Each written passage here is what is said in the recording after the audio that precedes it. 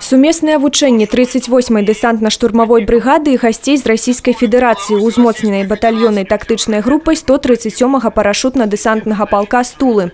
Гэта падвядзенне вынікаў баявой падрыхтоўкі на працягу навучальнага года. Наше соединение первый раз прибывает на такие учения в Беларусь. Значит, в прошлом году мы у себя в соединении принимали военнослужащие Республики Беларусь, действовали на совместных учениях, это было в Рязанской области. Военнослужащие Беларуси показали себя с высокой стороны на всех этапах, на десантировании, на боевых действиях. Падчас вучэнняў задзейнічана каля 1500 военнослужащих, а таксама больш за 200 адзінак узбраення военной и спецыяльнай тэхнікі.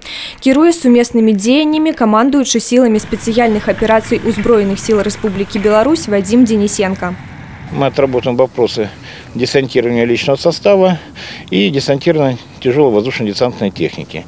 На этом полигоне это будет впервые. Мы будем десантировать 6 платформ, где под тактическому замыслу оно вписывается. Это доставка грузов именно подразделений, которые ведут боевые действия в отрыве.